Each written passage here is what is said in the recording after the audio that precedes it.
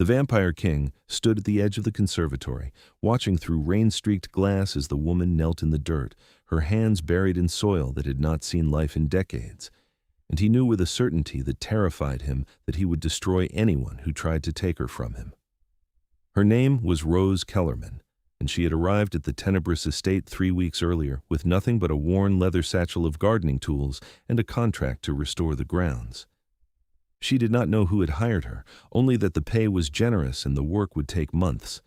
The estate manager, a thin-lipped human named Garrett who served as intermediary between the vampire court and the daylight world, had shown her to the conservatory and left her alone.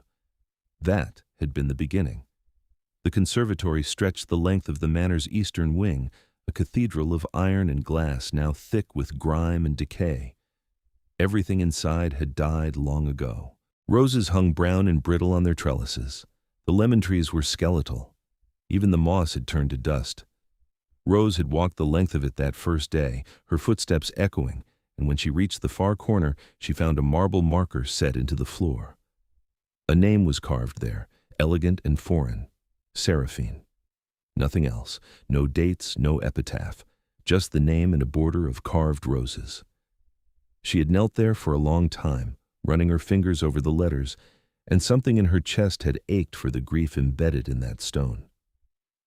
She did not know that Balthazar Tenebris, king of the northern courts, lord of 7 bloodlines, and master of this crumbling estate, stood in the shadows beyond the glass, watching her trace his sister's name with a tenderness no one had shown it in 200 years. Now, 3 weeks later, the conservatory had begun to wake. Rose worked from dawn until the light failed, her hands always dirty, her hair tied back with strips of cloth. She spoke to the plants as she worked, a low murmur Balthazar had learned to listen for. She pruned the dead wood and turned the soil. She hauled bags of compost and fertilizer from Garrett's truck and mixed them with her bare hands. She sang sometimes, old songs he did not recognize, and the sound made something long dormant in him stir with a pain so sharp he had to leave the shadows and return to the depths of the manor until he could breathe again.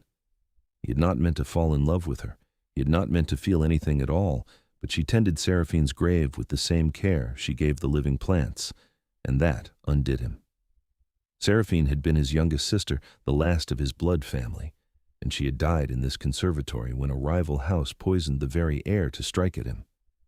She had been here, among her roses, when the toxin seeped through the vents. By the time he found her, it was too late. Vampire constitutions could survive most poisons, but this one had been designed specifically for their kind, and it had eaten through her from the inside. She had lasted 3 days, her body crumbling to ash in his arms, and when she was gone, he had sealed the conservatory and never entered it again. 2 centuries of dust and death, and then Rose Kellerman arrived with her quiet hands and her gentle voice, and she brought it all back to life. Tonight the rain hammered against the glass so hard, Balthazar thought it might shatter. Rose was still inside, though the sun had set hours ago. She was replanting a cluster of night-blooming jasmine near Seraphine's marker, her sleeves rolled to her elbows, her face smudged with dirt. She looked exhausted. She looked beautiful. He pushed open the conservatory door and stepped inside.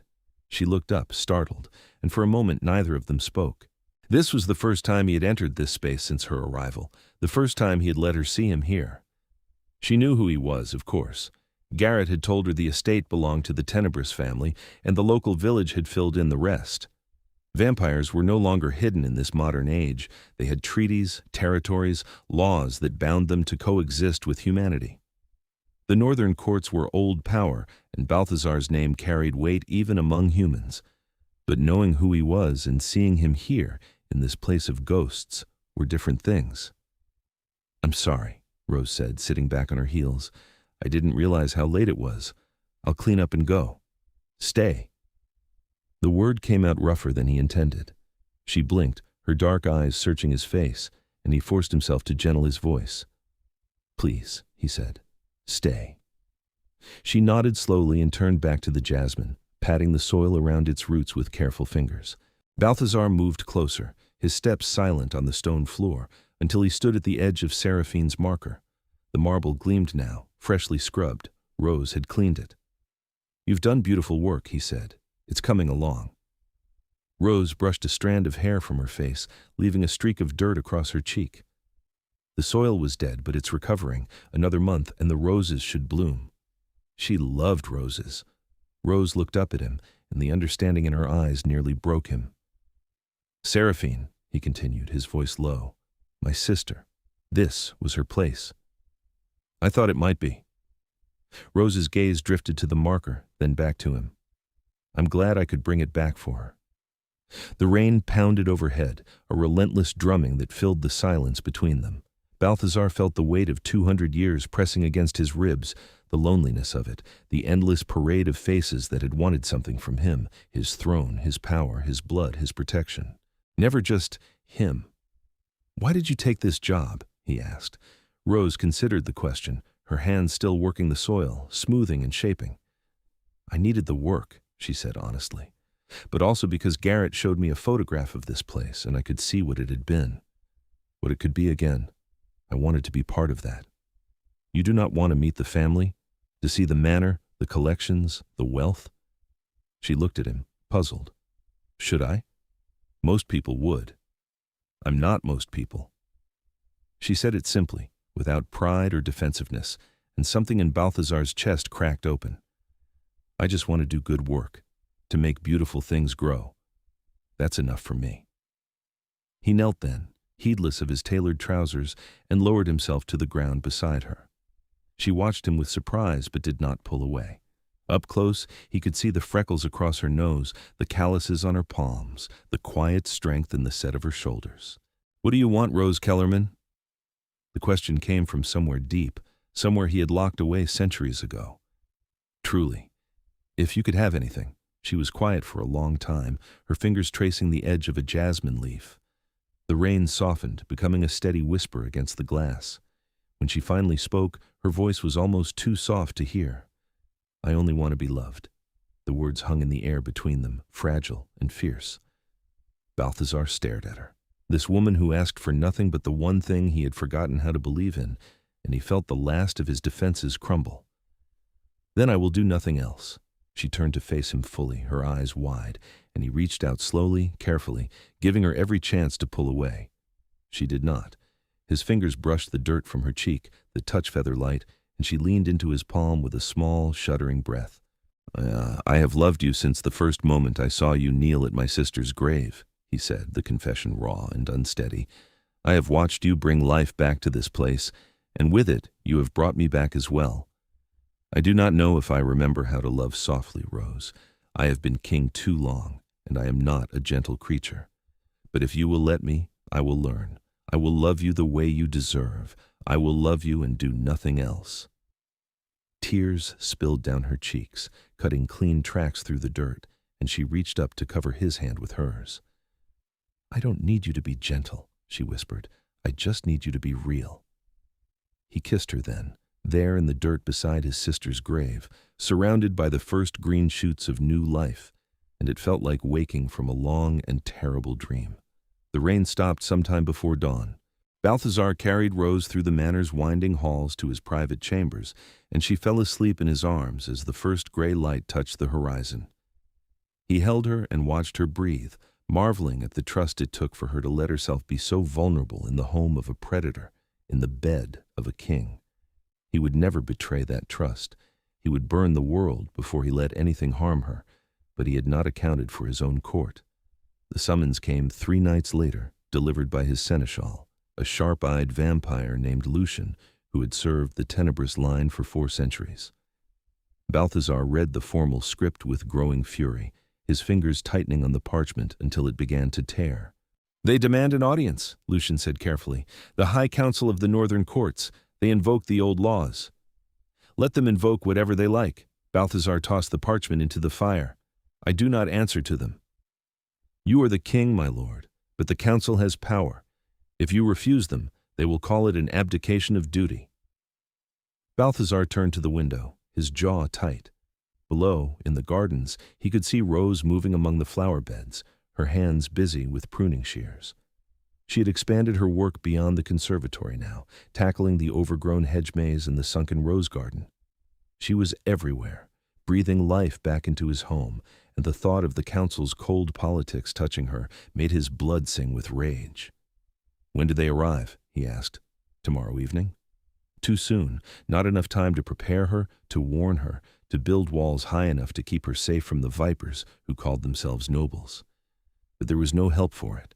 The council had made their move, and he would have to meet it. "Tell them I will receive them in the great hall," he said. "And Lucian, if any of them so much as looks at Rose with ill intent, I will take their heads." Lucian bowed and left without another word. Balthazar found Rose in the rose garden an hour later, her hands deep in the thorny canes as she tied them to a trellis. She looked up when she heard him approach, and her smile was so open, so warm, that it made his chest ache. "You look worried," she said, setting down her shears. "What's wrong?" "The High Council's coming." He kept his voice even, his face composed, but she knew him well enough now to see through it. She crossed to him and took his hands in hers, dirt and all. "Tell me." So he did. He explained the council, the old bloodlines that comprised it, the power they wielded in vampire politics. He told her about the laws that governed kingship, the expectation that a ruler would marry for alliance, that he would strengthen the courts through strategic bonds. He did not tell her that the council had already chosen a bride for him, a cold and calculating woman named Vivian from the eastern courts, because he could not bear to say her name in Rose's presence. "They will not approve of you," he said bluntly. "You are human. You have no title, no lineage they recognize. To them, you are a distraction, a liability." Rose's hands tightened on his. "And to you? You are everything." She pulled him down and kissed him, fierce and claiming, and when she pulled back, her eyes were blazing. "Then let them disapprove," she said. "I'm not going anywhere." The council arrived the following evening in a motorcade of black cars, their windows tinted against the fading daylight. Balthazar watched from the steps of the manor as they emerged one by one, pale and elegant in their formal wear, their faces impassive. He recognized each of them. Lucian had been right to invoke the old laws. These were the most powerful vampires in the northern courts, the heads of the great houses, and their presence here was a show of force. At their head was Lady Isolde Corvain, eldest of the council, her white hair coiled like a crown atop her head. Beside her walked Lord Matthias Draven, his eyes cold as winter, and Lady Seraphine No, Lady Celeste Morven, he corrected himself, the old wound flaring. She had taken Seraphine's name for her own house after his sister's death, a political maneuver he had never forgiven. And behind them, serene and calculating, was Vivian Ashford, her crimson gown a slash of color against the gray stone. Balthazar descended the steps and inclined his head, the barest acknowledgement of respect. He would not bow. Not to them, not to anyone, save the woman he loved. "Lady Corvain, Lord Draven, you honor my home with your presence." "King Balthazar," Isolde's voice was silk over steel. "We come on a matter of great importance. May we speak privately? The great hall is prepared." He led them inside, Lucian and a handful of trusted guards flanking the procession. Rose was safely tucked away in the conservatory, her work keeping her occupied, but Balthazar could feel the weight of her absence like a missing limb. He wanted her beside him. He wanted her hand in his, her steady presence to anchor him against the storm he knew was coming. But he would not expose her to this. Not yet. The great hall was a cavernous space of vaulted ceilings and ancient tapestries, lit by chandeliers that glittered like fallen stars. The council arranged themselves in a semicircle before the dais where Balthazar's throne sat, and he took his seat with deliberate slowness, letting them wait. "Speak," he said. Isolde stepped forward, her hands folded primly. "We have received troubling reports, my lord. It is said that you have taken a human lover, a gardener of all things. Her name is Rose, and she is a master of her craft. What of it?" "You are the king of the northern courts," Matthias said, his voice clipped. "Your choice of consort affects us all. A human bride brings no alliance, no strength to our position. Worse, she invites questions about your judgment." Balthazar's fingers tightened on the arms of his throne, his nails digging into the ancient wood. "My judgment is not in question." "Respectfully, my lord, it is." Celeste Morven stepped forward, her face sympathetic in a way that set his teeth on edge. "We understand the appeal. Humans can be charming, fragile things, but they are fleeting, and you are eternal. A king needs a queen who can stand beside him through the centuries, who understands our world and our ways. I have chosen Rose. Then unchoose her. Vivian spoke for the first time, her voice smooth and assured. The Eastern courts have offered alliance through marriage, and I am willing to accept the role. It is a practical solution, Balthazar. You know this. He looked at her. This woman who spoke of marriage as a transaction, who saw him as a prize to be claimed, and he felt nothing but contempt.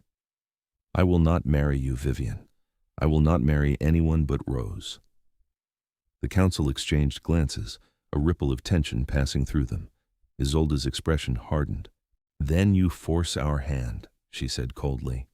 By the old laws, a king who refuses to marry for the good of the courts can be called before a tribunal.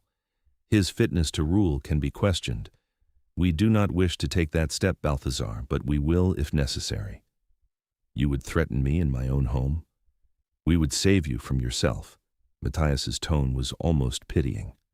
Send the girl away, marry Vivian, secure the alliance, and put this foolishness behind you. That is all we ask. Balthazar rose from his throne, and the temperature in the hall seemed to drop. His power unfurled around him, a palpable weight that pressed against the walls and made the chandeliers sway. The council took an involuntary step back, and he saw fear flicker in their eyes. Good. You will not speak of her as if she is nothing, he said, his voice lethal. You will not dismiss what I feel as foolishness, and you will not threaten me with tribunals and old laws as if I am a child to be scolded. I am your king, and I have made my choice. Rose Kellerman is mine, and I am hers. If that displeases you, you are welcome to leave my territory and never return. Isolde's face was pale with fury, but before she could respond, the great doors of the hall swung open. Rose stood in the doorway, her work clothes traded for a simple dress, her hair loose around her shoulders. She looked small and utterly human in the vast space, but she walked forward with her head high, her gaze steady, and Balthazar felt his heart stop. Rose, he said, half warning, half plea, you should not be here. I know. She stopped at the edge of the dais, her eyes on the council. But I heard raised voices, and I thought I should see for myself what kind of people would try to take away the man I love. Vivian laughed, a brittle sound. How quaint. The gardener comes to defend her king. Rose turned to her, and there was steel in her voice when she spoke. I'm not here to defend him. He doesn't need me for that. I'm here because I want you to understand something. I don't care about your alliances or your politics. I don't care about your old laws or your bloodlines. I care about Balthazar, and he cares about me, and nothing you say is going to change that. You are human, Celeste said, not unkindly. You will age and die, and he will remain. Have you considered what that means? The grief you will cause him? Every day. Rose's voice was quiet now, raw with honesty. I think about it every single day, but I would rather have 20 years of real love with him than an eternity of pretending with someone else, and I think he feels the same. Balthazar moved then, descending from the dais to stand beside her. He took her hand in his, their fingers lacing together, and faced the council as one. She is right, he said. I would rather have a single mortal lifetime with Rose than an eternity of cold alliances. I have spent 200 years surrounded by people who wanted my crown, my power, my blood. I have been loved for what I am, never for who I am. Rose is the first person in centuries to see me, truly see me, and love me anyway. I will not give that up. I will not give her up. Then you are a fool, Matthias said flatly. Perhaps. Balthazar's lips curved into something that was not quite a smile. But I am a fool who knows what he wants, and I will have it. You can call your tribunal if you like. You can question my fitness to rule. But know this. I will not step down, I will not be cowed, and I will not let you take her from me. If you push this, I will push back, and you will not like the result. The silence that followed was heavy and dangerous. The council members looked at one another, weighing options, calculating risks. Finally, Isolde inclined her head, a stiff and grudging gesture. We will take your words under advisement, my lord, but this conversation is not over. It is for tonight. Balthazar dismissed them with a wave of his hand, and they filed out of the great hall in cold silence. Vivian was the last to leave, and she paused at the door to look back at Rose with something like pity in her eyes. "You have no idea what you have done," she said softly. "He will lose everything for you." "Then we'll lose it together," Rose replied. When the doors closed behind them, Balthazar pulled Rose into his arms and held her so tightly she gasped. His face was buried in her hair, his shoulders shaking, and she wrapped her arms around him and held on. "I'm sorry," he said, his voice muffled. "I'm so sorry you had to face that." "I'm not." She pulled back enough to look up at him, her hands cupping his face. "I meant every word, Balthazar. I'm not afraid of them. I'm not afraid of any of this." "You should be. They will not stop. Then we'll deal with it, together." He kissed her then, deep and desperate, and when they finally broke apart, he rested his forehead against hers, his eyes closed. "I love you," he said. "I love you, and I do not know how to keep you safe from this." "You don't have to keep me safe. You just have to stay with me."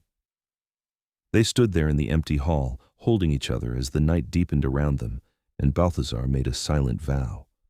He would find a way. He would rewrite the laws if he had to, tear down the old structures and build something new.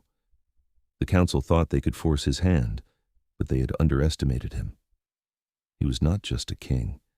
He was a man in love, and that made him far more dangerous than they knew. The weeks that followed were tense. The council did not call their tribunal, but neither did they withdraw their objections. Instead, they launched a subtler campaign, spreading rumors through the vampire courts about Balthazar's weakness, his obsession with a human, his unfitness to lead. Allies began to waver. Trade agreements stalled. The delicate web of vampire politics that Balthazar had maintained for centuries began to fray. Through it all, Rose continued her work in the gardens. She did not let the whispers or the cold stares from visiting nobles shake her. She planted and pruned and coaxed life from the soil with the same steady patience she brought to everything, and her presence became a kind of anchor for Balthazar, a reminder of what he was fighting for. But he could see the toll it took on her.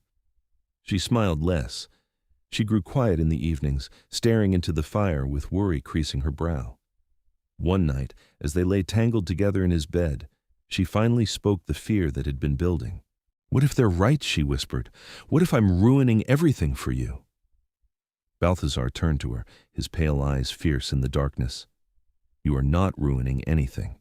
They are clinging to old ways because change terrifies them.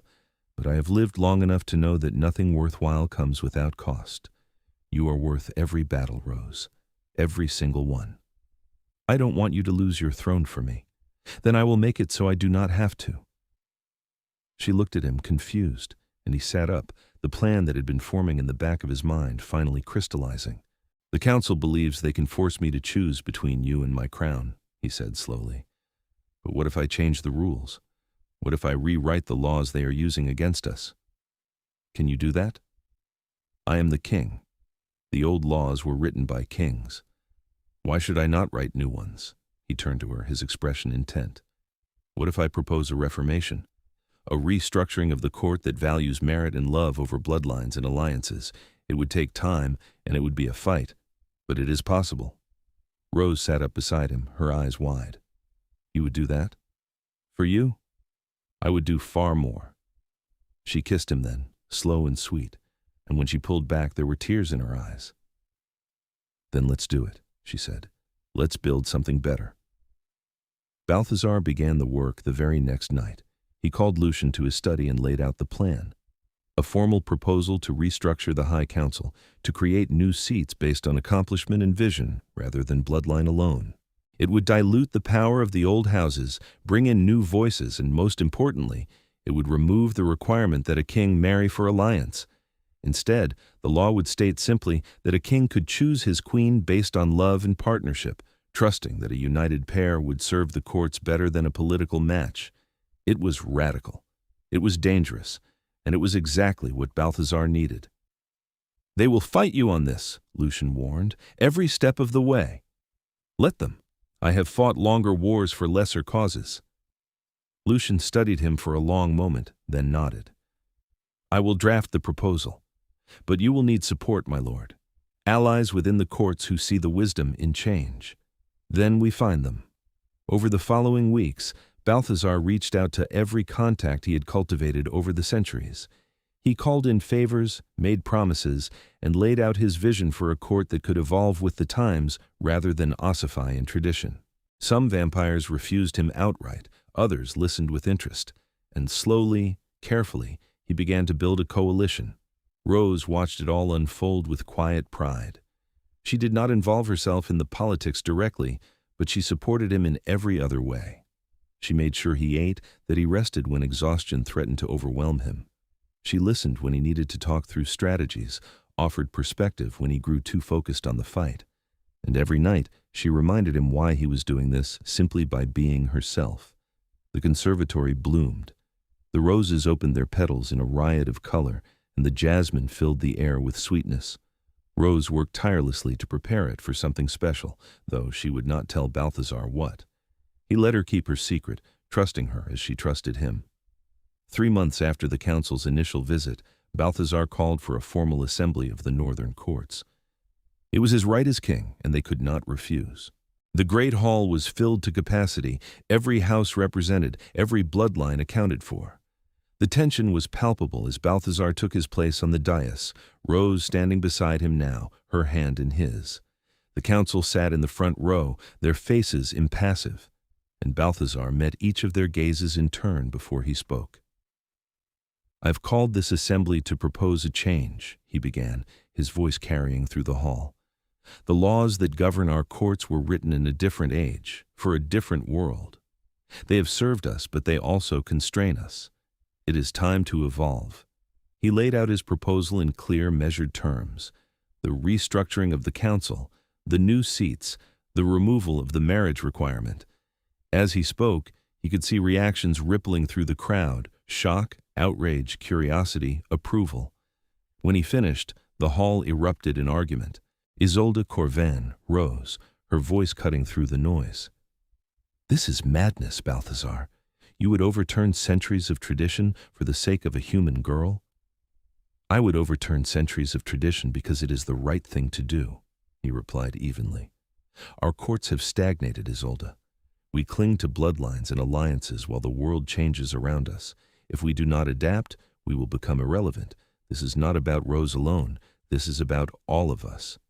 "And yet she stands beside you as if she already wears a crown," Matthias said coldly. "You ask us to accept a human queen. I ask you to accept that love and partnership are stronger foundations for leadership than political expediency." Balthazar looked out over the assembly, his gaze sweeping across the faces watching him. "How many of you have been forced into alliances you did not want? How many have sacrificed your own happiness for the sake of tradition? I offer you a chance to choose differently, to build a court where merit and heart matter more than lineage." A voice spoke up from the back of the hall, surprising everyone. It was Lord Adrian Sinclair, a younger vampire who had always walked a careful line between tradition and progress. "I support the king's proposal." Murmurs spread through the crowd. Another voice joined in, then another. Balthazar's coalition was making itself known, and the balance of power in the room began to shift. Isolde's face was tight with fury, but she was too shrewd to ignore the changing tide. "If we are to consider this," she said carefully, "we must have assurances. The king's human consort would need to prove herself worthy of such a radical change." Rose stepped forward then, and the hall fell silent. "I am not asking for a crown," she said clearly. "I am not asking for power or titles. I am asking to love Balthazar and to be loved by him. If that is not enough for you, then nothing I do will ever be. But I will tell you this. I have spent the last months bringing life back to a place that was dead. I have worked with my hands to restore something beautiful that was lost. That is what I do. That is what I will always do. If you cannot see the value in that, the fault is yours, not mine." The silence that followed was absolute. Then, slowly, Adrian Sinclair began to clap. Others joined in, and soon half the hall was applauding. It was not unanimous, but it was enough. Isolde looked at Balthazar, her expression unreadable. "Very well," she said at last. "We will put it to a vote. All in favor of the king's proposal? Balthazar held his breath as hands rose throughout the hall. His coalition held. The vote was close, but when the count was finished, the result was clear. The proposal passed. A cheer went up from the supporters, and Balthazar felt a weight lift from his shoulders that he had carried for so long he had forgotten what it felt like to be free of it. He turned to Rose, and she was crying, her face radiant with joy. He pulled her into his arms and kissed her in front of the entire assembly, and this time there was no disapproval, no cold stares, only acceptance, grudging from some, genuine from others, but acceptance nonetheless. The old laws were rewritten in the weeks that followed. The council was restructured, new seats filled by vampires who brought fresh perspectives and new energy to the courts. It was not a perfect system, but it was better, and it was a beginning. And through it all, Balthazar and Rose remained at the center, their love the catalyst for change. On the night the new laws were formally ratified, Balthazar brought Rose to the conservatory. It was fully restored now, a paradise of green and growing things, and in the center, where Seraphine's marker stood, Rose had planted a ring of white roses that glowed in the moonlight. The entire court had gathered there, filling the space with their pale faces and elegant forms, and when Balthazar and Rose entered, they fell silent. "This place was dead," Balthazar said, his voice echoing off the glass. "My sister died here, and I let it become a tomb. But Rose brought it back to life. She saw what it could be and made it real. That is the kind of vision, the kind of strength that I want beside me, not as a consort or a political ally, but as my partner, my equal, my queen." He turned to Rose and knelt before her, taking her hands in his. The court gasped, but he did not care. This was not about protocol or tradition. This was about love. "Rose Kellerman, will you marry me? Will you stand beside me and help me build a future worthy of the life you have given back to this place? Will you be my queen, not because the law requires it, but because I love you and I cannot imagine eternity without you?" Tears streamed down Rose's face, and she pulled him to his feet, her hands shaking. "Yes," she whispered, "yes, 1,000 times yes." He kissed her as the court erupted in applause, and when they broke apart she was laughing through her tears. "There is one more thing," she said, her voice pitched low enough that only he could hear. "I want to stay with you, Balthazar, not just for a human lifetime. I want forever." He went very still. "Rose, you know what you are asking?" "I know. I've thought about it every day since I met you. I want to be turned. I want to spend eternity with you, if you'll have me." Balthazar cupped her face in his hands, searching her eyes for any hint of doubt. He found none. Only certainty and love and a fierce determination that matched his own. "Are you sure?" he asked. "There is no going back." "I have never been more sure of anything in my life." He kissed her forehead, her cheeks, her lips, and when he finally spoke, his voice was thick with emotion. "Then I will give you forever, my love, and I will spend every moment of it making sure you never regret this choice." The turning happened 3 nights later, in the privacy of Balthazar's chambers, with only Lucian present to bear witness. It was a sacred act among vampires, intimate and irreversible, and Balthazar approached it with the gravity it deserved. Rose lay on his bed, her pulse fluttering in her throat, and he knelt beside her with his heart full of love and terror. "It will hurt," he warned her, "but I will be here with you through all of it. I will not leave you. I know." She reached up and touched his face, her fingers tracing the sharp line of his jaw. "I trust you." He bent and kissed her neck, feeling her pulse against his lips, and then he bit down. The turning took 3 days. Rose's human body fought the change, burning through the transformation with a fever that left her writhing and incoherent. Balthazar stayed by her side every moment, holding her when she thrashed, cooling her skin with damp cloths, whispering reassurances when she cried out in pain. It was agony to watch, worse than any battle he had ever fought, but he did not falter. On the 3rd day, as the sun set, Rose opened her eyes. They were no longer the warm brown he had fallen in love with. They were pale now, silver white, the eyes of a vampire. But the soul behind them was still hers, still the woman who had brought his dead world back to life. Balthazar, she whispered, and her voice was different too, richer and deeper. I am here. He gathered her into his arms, his relief so overwhelming he could barely speak. You are here. You made it through. She clung to him, her new strength surprising them both, and then she laughed, a bright and joyous sound that filled the room. I can hear everything, she said, wonderstruck. Your heartbeat, the wind outside, the servants in the hall. It's incredible. It will take time to adjust, he said, smiling despite the tears on his face. But we have all the time in the world now. She kissed him, and it was different now that they were matched in strength, a meeting of equals in every sense, and when they finally pulled apart, she was grinning. So when do I get to see the gardens in my new eyes? He laughed and pulled her to her feet, steadying her when she swayed. Right now, if you can walk. They made their way to the conservatory hand in hand, and when Rose stepped inside, she stopped, her breath catching. The colors were more vivid, the scents sharper, every detail magnified by her new senses. She walked slowly through the space she had restored, trailing her fingers over leaves and petals, and when she reached Seraphine's marker, she knelt there just as she had the first day. Thank you, she said softly, and Balthazar knew she was speaking to his sister, for sharing this place with me, for letting me bring it back. Balthazar knelt beside her and took her hand, and together they sat in the garden they had saved, surrounded by life and light and the promise of forever. The wedding was held a month later, a grand affair that drew vampires from courts across the world. It was held in the conservatory, of course, under the glass ceiling where the stars shone down like blessings. Rose wore a gown of white silk that made her look like a queen out of legend, and Balthazar stood beside her in black, his white hair a stark contrast to the darkness. The vows they exchanged were simple. He promised to love her and do nothing else. She promised the same. And when Lucian pronounced them bound, the court erupted in cheers. The celebration lasted for days, but eventually the guests departed and life settled into a new rhythm. Rose took her place as queen with the same quiet determination she had brought to the gardens, and she proved herself a shrewd and compassionate leader.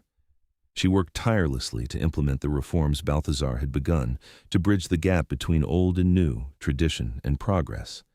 And in the quiet moments, when the court was asleep and the world was still, they returned to the conservatory. Rose continued to tend the plants, finding peace in the work, and Balthazar watched her with a contentment he had never thought possible. One evening, as they sat together among the jasmine, Rose leaned her head on his shoulder and sighed. Do you ever regret it? She asked. The fight with the council, the changes, all of it? Never.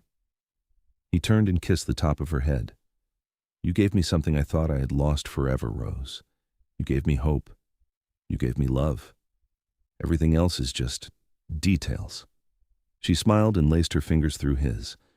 I love you, Balthazar Tenebris. And I love you, Rose Tenebris, for now and always. The years passed, as they always do, but for Balthazar and Rose, time was no longer an enemy. They ruled the northern courts together, their partnership a model for others. The reforms they had fought for took root and spread, changing vampire society in ways both subtle and profound. The courts became more open, more adaptable, and the old rigid hierarchies began to soften. Through it all, the conservatory remained their sanctuary. Rose planted new species, experimented with hybrids, and filled the space with such beauty that it became famous throughout the vampire world. Visitors came from distant courts just to walk among the flowers and see the place where a human woman had brought a dead king back to life. On the 100th anniversary of their meeting, Balthazar commissioned a second marker to be placed beside Seraphine's. It bore no name, only an inscription. Here, love brought life. Here, life brought love. Rose cried when she saw it, and he held her as the moonlight streamed through the glass above them, illuminating the garden they had built together. Do you remember what you said to me that first night? She asked, her voice soft. When I told you I only wanted to be loved? I promised to do nothing else? You kept your promise. Every day for 100 years, and every day for as long as we exist. He turned her to face him, his pale eyes shining with devotion. You are my heart, Rose. You always will be. She kissed him then, surrounded by the flowers and the memories, and in that moment, everything they had fought for, everything they had built, felt worth it. The conservatory bloomed eternal, a testament to their love, and Balthazar and Rose Tenebris ruled together in peace and joy, their bond unbreakable, their future infinite. In the end, the vampire king, who had thought himself incapable of real love, found it in the most unexpected place. And the gardener, who had only wanted to be loved, discovered that she had been the answer to a 200-year-old prayer. Together, they proved that love could indeed change the world, one flower, one law, one heart at a time, and they lived truly and deeply, happily ever after.